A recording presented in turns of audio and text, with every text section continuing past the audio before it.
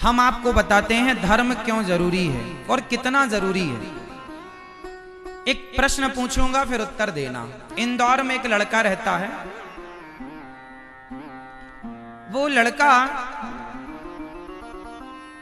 उसकी एक बहन है। वो एक भाई और एक बहन, भाई बहन है। एक लड़का इंदौर का, उसकी बहन भी बहुत अच्छी है, सुंदर है। वो अपनी बहन से बहुत प्यार करता है। पर जब वो अपने घर के बाहर निकलता है तो गली मोहल्ले नगर की बहन बेटियों को वो गंदी नजरों से देखता है। एक लड़का जो गली मोहल्ले की लड़कियों को गंदी नजर से देखता है, पर जब घर आता है तो अपनी बहन को अच्छी नजर से देखता है।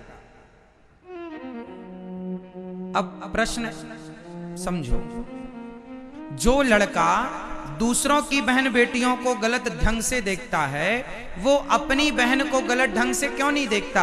सवाल ये है, बताओ क्यों नहीं देखता? वो अपनी बहन को गलत नजरों से क्यों नहीं देखता? क्यों नहीं देखता? वो तो हर लड़की को देखता है, पर खुद की बहन को नहीं देखता गलत नजरों से। क्यों? क्यों? क्योंकि वो खुद की बहन है। तो वो खुद की बहन है तो उसे नहीं देखना चाहिए गलत नजरों से। ये बात उसे किसने बताई? ये मेरी बहन है, सगी बहन है, इसे गलत नजरों से नहीं देखना चाहिए। लेकिन पड़ोसन की लड़की है, उसे गलत नजरों से देखने का लाइसेंस किसने दे दिया? मोहल्ले गली सोसाइटी इंदौर की और बहन बेटियों को आप गलत नजरों से देखें तो गलत नजर से देखने का आपको लाइसेंस किसने दिया? और आपकी बहन को आप नहीं देखते गलत नजरों से, तो क्यों? दूसरों को देखते हैं तो खुद की बहन को क्यों नहीं? खुद की बहन को इसलिए नहीं देखते कि ये सगी बहन है, तो ये मेरी बहन है, इसको नहीं देखना चाहिए। ये बुद्धि तुम्हें किसने दी? सवाल यही तो है, किसने दी? अब समझो, कितना भी नालायक लड़का हो, कितना भी दुष्ट हो, कितना भी चरित्रहीन हो, लेकिन फिर भी वो अपनी बहन को बहन की दृष्टि से ही देखेगा। ये बात सही है कि गलत है? तो मुझे बस ये बता दो आप लोग कि वो अपनी जो सबके साथ गलत नजरें रखता है, वो अपनी बहन के साथ अच्छी नजरें रखा है, तो किसने उसे प्रेरित किया कि बहन को तो अच्छी नजरों से देख? किसने प्रेरित किया? किसने? किसने? किसने? धर्म ने। यही है धर्म। और ये जो धर्म है कि ये मेरी बहन है, इसके लिए मेरे को गलत विचार नहीं रखना, ये जो धर्म है, ये धर्म तुम्हारे भीतर जब तक जिंदा है तब तक ये पृथ्वी टिकी है। और जिस दिन तुम्हारे अंदर का ये धर्म भी मर गया, उस दिन पृथ्वी रसातल में चली जाएगी।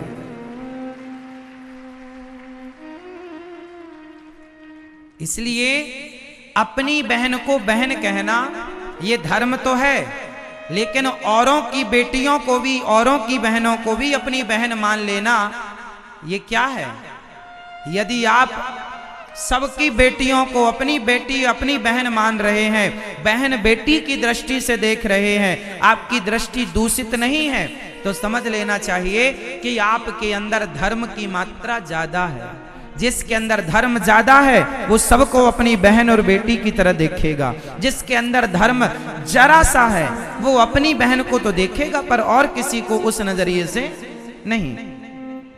इसलिए हमें जीवन में धर्म को बढ़ाना चाहिए। आज जितना भी क्राइम होता है, वो क्राइम क्यों हो रहा है? आप ये बताओ, आदमी 2-5 रुपए के लिए झूठ बोलता है। 2 रुपए के लिए झूठ कौन बोल सकता है?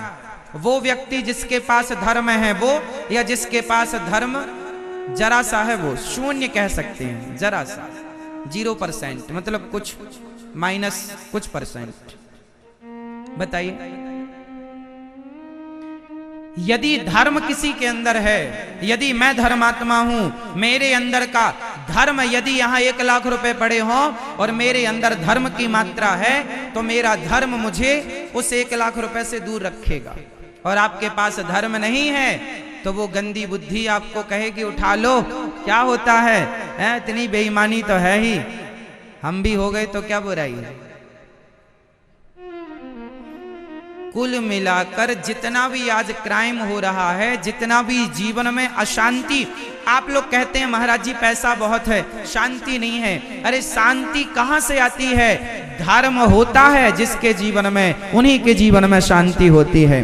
धर्म है तो शांति है, धर्म है तो समृद्धि है, धर्म है तो भगवरामो विग्रहवान, धर्म है तो भक्ति है, ज्ञान है। सब धर्म ही नहीं तो कुछ नहीं। इसलिए धर्म जरूरी है। अपने बच्चों को धर्म सिखाओ। बेटा सत्य बोलना धर्म है, झूठ बोलना पाप है। दया धर्म का मूल है, पाप मूल अभिमान। तुलसी दया ना छोड़िए जब तक घट में प्राण। दया यही तो धर्म है। अच्छा ये बताओ, कोई बकरे को काट रहा है और कोई बकरे का इलाज कर रहा है। एक आदमी बकरे को काट रहा है और एक आदमी बकरे का इलाज कर रहा है। आपके हिसाब से इन दोनों में धर्मात्मा कौन है? बोलो। एक मुर्गी को मार रहा है और एक मुर्गी का इलाज कर रहा है। आपके हिसाब से धर्मात्मा कौन है? धर्म किसके पास है? एक मछली को मार रहा है और एक मछली को दाना डाल रहा है। आपके हिसाब से धर्मात्मा, धर्म किसके पास ज्यादा है? बोलो। हाँ, यही तो धर्म है। जिसके पास धर्म होगा वो कभी मछली की जान नहीं लेगा। जान वही ले सकते हैं जिनके जीवन में धर्म अस्त हो चुका है। धर्म का सूर्य अस्त हो गया है। आप लोग अपने जीवन में धर्म को अस्त ना होने दीजिएगा। अपने जीवन में क्या अस्त ना होने दीजिए? धर्म का सूर्य अस्त ना हो। धर्म को बचा के रखिएगा। आज मांस कौन खा रहा है? धर्मी या अधर्मी? धर्मी क्यों खाएगा? आप मेरे सामने मांस परोसिए, अंडा, मुर्गी, मछली, बकरा, बकरी, और कहिए महाराज जी मैं आपको 100 करोड़ रुपए दूंगा, आप ये मांस खा लो। आप 100 करोड़ नहीं, लाखों करोड़ पूरी दुनिया मेरे नाम लिख दीजिए तो भी मैं उस मांस को स्पर्श नहीं करूंगा। क्यों? क्योंकि पैसों से ज्यादा कीमती मेरा धर्म है। धर्मो रक्षति रक्षिता।